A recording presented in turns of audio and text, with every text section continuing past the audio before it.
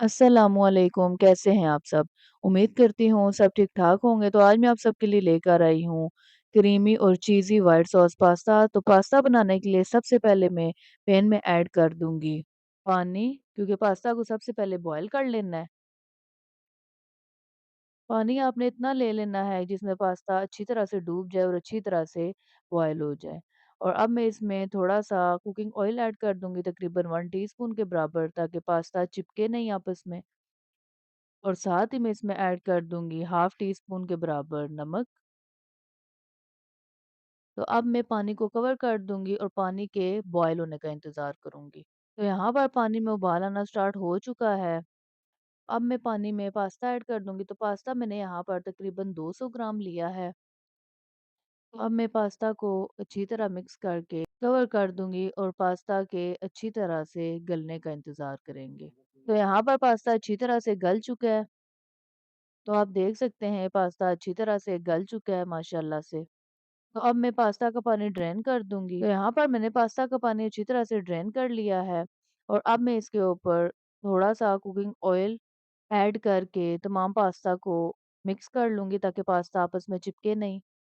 तो यहाँ पर पास्ता को गलाने का प्रोसेस कंप्लीट हो चुका है। अब हमने इसका नेक्स्ट स्टेप कर लेना है, जिसके लिए मैं एक पैन में ऐड कर दूँगी 2 टेबलस्पून के बराबर कुकिंग ऑयल।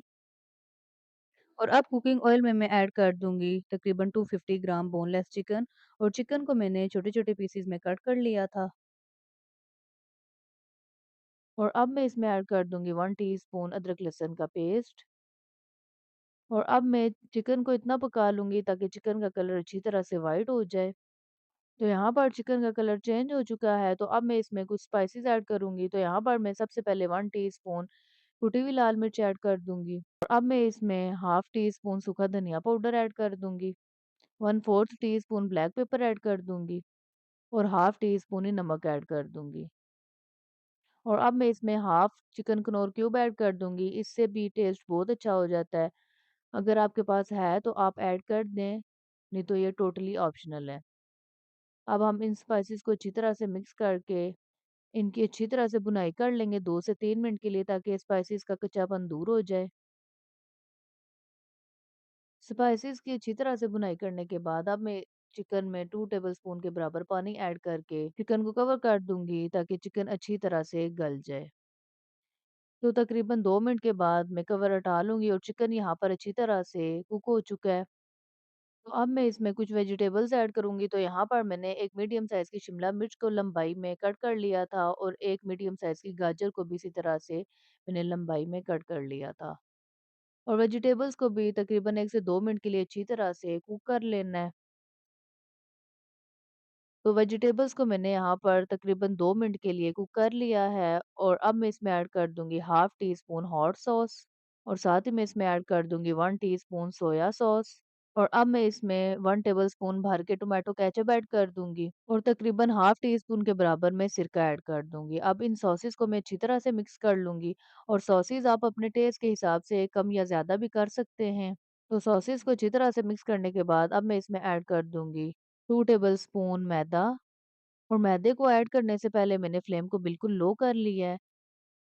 और अब हमने मैदे की अच्छी तरह से भुनाई कर लेनी है तकरीबन 1 से 1.5 मिनट के लिए। तो यहाँ पर मैंने मैदे को भी अच्छी तरह से भून लिया है और अब मैं इसमें ऐड करूँगी 1 कप दूध। तो यहाँ पर मैंने फुल क्रीम दूध लिया है, इससे अच्छा रिज़ल्ट आता है। और दूध ऐड करने के बाद अब हमने दूध को हल्का-सा थिक कर लेना है, ताकि एक अच्छी-सी व्हाइट सॉस रेडी हो जाए। और मैंने व्हाइट सॉस भी इसी पैन में ही बना लिया जिसमें मैंने चिकन की और वेजिटेबल्स की प्रिपरेशन की थी। और ये भी एक आसान तरीका है, अगर आप चाहें तो आप अलग से दूसरे पैन में भी बना सकते हैं, पर वो एक दूसरा स्टेप हो जाता है। इस वजह से मैंने आपको इजी वे में व्हाइट सॉस भी बता दी है। इस तरीके से आप बना सकते हैं और आप देख सकते हैं माशाल्लाह कि व्हाइट सॉस भी रेडी हो चुकी है। इससे ज़्यादा मैं इसको थिक नहीं करूँगी। तो अब मैं व्हाइट सॉस में पास्ता ऐड कर दूँगी।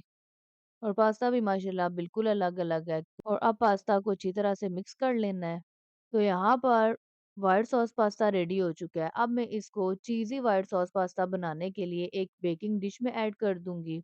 और अगर आप पास्ता को चीज़ी टच नहीं देना चाहते या अगर आपके पास चीज़ अवेलेबल ना हो तो इस टाइम भी पास्ता बिल्कुल रेडी है। जस्ट ये व्हाइट सॉस पास्ता है और अब जो मैं नेक्स्ट प्रोसेस कर रही हूँ ये चीज़ी व्हाइट सॉस पास्ता हो जाएगा। तो यहाँ पर मैंने पास्ता को बेकिंग डिश में ऐड कर दिया है और अब मैं इसके ऊपर 1 टीस्पून के बराबर ओरिगानो स्प्रिंकल कर दूँगी। इससे भी बहुत प्यारा फ्लेवर आता है। और अब मैं इसके ऊपर मोज़रेला चीज़ ऐड कर दूँगी। तो चीज़ ऐड करने के बाद अब मैं इसके ऊपर लंबाई में कटी हुई शिमला मिर्चें और ओलिव्स ऐड कर दूँगी। इससे बेक होने के बाद पास्ता की प्रेज़ेंटेशन और अच्छी हो जाएगी। तो यहाँ पर पास्ता बिल्कुल रेडी है ओवन में बेक होने के लिए और ओवन को मैंने 230 डिग्री पर 15 मिनट पहले प्रीहीट कर दिया था। तो अब मैं पास्ता को ओवन में रख दूँगी।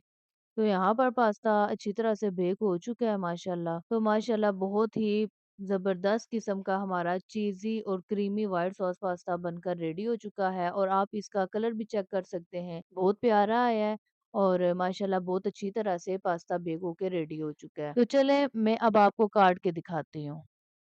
तो माशाल्लाह, माशाल्लाह आप देख सकते हैं बहुत ही मज़े का और बहुत ही ज़बरदस्त किस्म का हमारा चीज़ी और क्रीमी व्हाइट सॉस पास्ता बनकर रेडी हुआ है।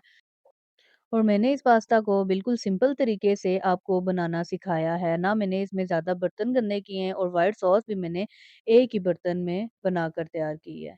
तो आप भी इस रेसिपी को ज़रूर ट्राई कीजिएगा और इंशाल्लाह इस ईज़ी मेथड से आप पास्ता को जब बनाएँगे, तो आप बहुत ही ज़्यादा एन्जॉय करेंगे। तो उम्मीद करती हूँ आपको मेरी आज की रेसिपी पसंद आई होगी, तो मिलती हूँ आपके साथ नेक्स्ट वीडियो में, तब तक के लिए अल्लाह हाफ़िज़।